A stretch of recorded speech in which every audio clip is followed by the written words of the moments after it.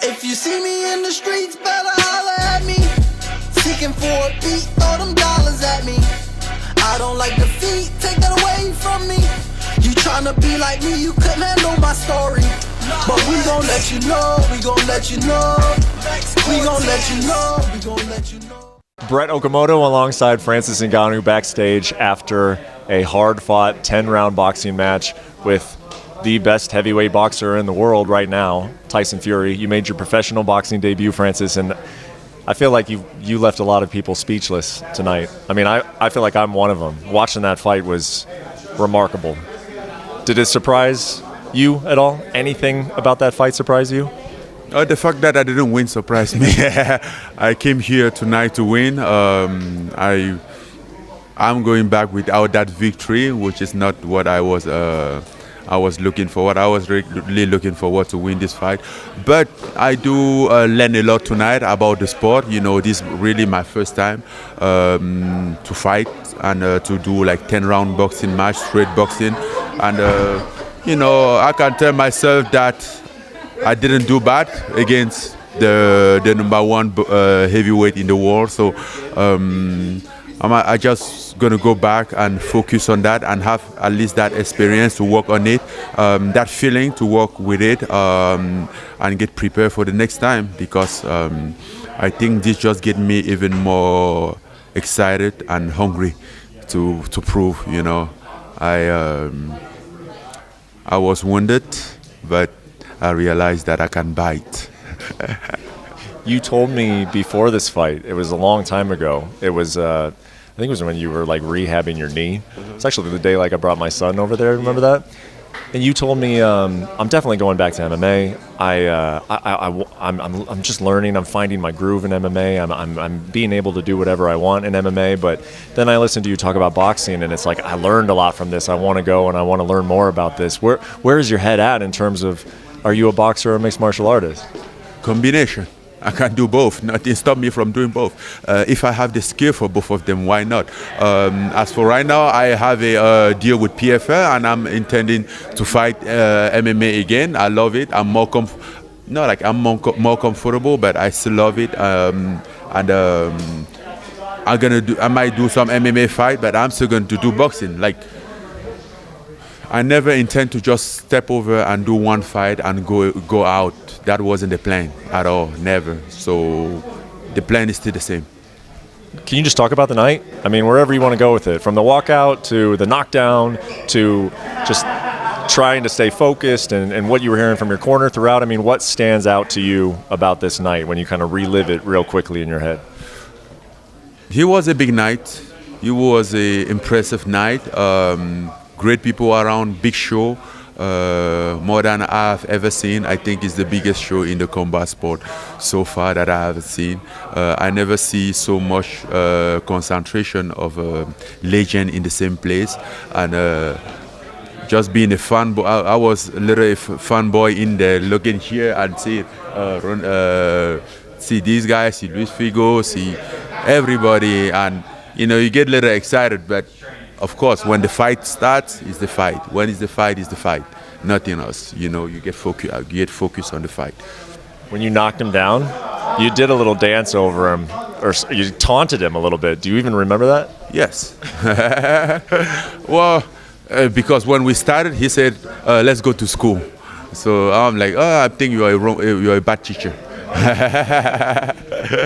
Did you sense? Or how quickly did you sense a change in his attitude towards you, that maybe he thought it was going to go a certain way and it wasn't going that way? I knew he's going to be like that. I knew, like everybody that doubted my ability to box is going to be like that, you know. I realized, I feel the fight over as he was going, and his attitude was changing. Basically, when I was changing to southpaw, he wasn't doing anything. Like, when I want to rest, I switch to southpaw. Like, he not doing anything. He can do. So I realized that he was having a struggle right there at that moment. And in the southpaw, I have my right hand. My left hand can go pretty good. But I wasn't in my best. I was slowing down already. I wasn't in my best speed. And I think was the 5th or the 6th round. I kind of like get him in that round, but I didn't want to go crazy because I don't want to put too much power. The focus in this fight was like not to push power, to fight. Just focus on fighting, not go there, put energy on everything and gas out. Like just fight, and then if the knockout comes, it comes. If not, then we fight to the decision. So that was the plan. I think a lot of people, Tim Bradley, the former boxing world champion who was analyzing the fight, he was in the fighter meeting. You know Tim Bradley? He was saying, how do you get this good at boxing in 4 months? Did you get this good in boxing in 4 months, or were you just like you had a lot of these skills from prior? No, it wasn't in 4 months. I started boxing even before MMA. I just let boxing and step into MMA, and then over the time I had to adjust my boxing to MMA. He was hard, and I think it's still hard. I still don't have that space. It's hard for me to push.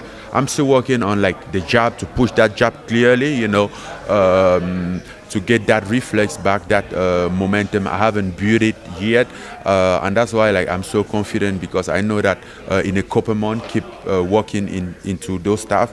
Again, I have a lot of room to improve in those space, and I'm very confident about it.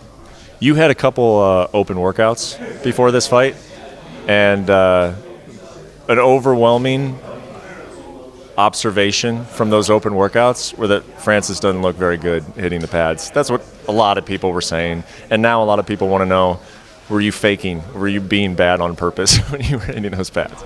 No, whatever I would have done in that open workout, people would have said the same thing. People was coming to criticize.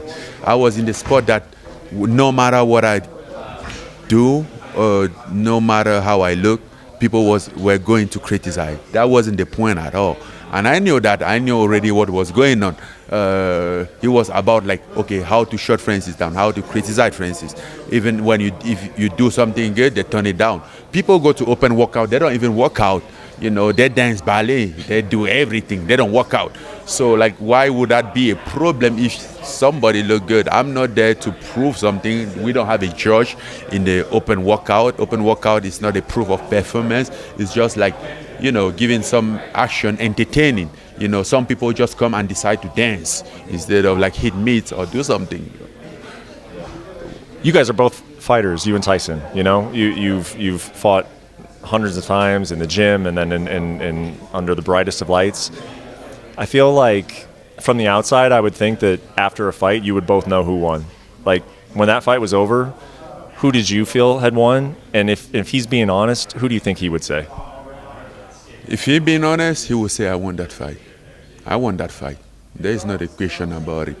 But, and even before getting here, I know if this fight get to decision, I'm not winning. Not because I didn't do good, because I'm a new guy in the house. I come here and I just want to, kick into people's business. I know there's a structured business out there, and you need to do a lot to destroy. That's why he would be upset for them. I wasn't expecting to just win like that into decision. But, it is what it is. I do my job. I know that I did everything that I could have done. I did my best. Maybe next time I should just do better to convince people more.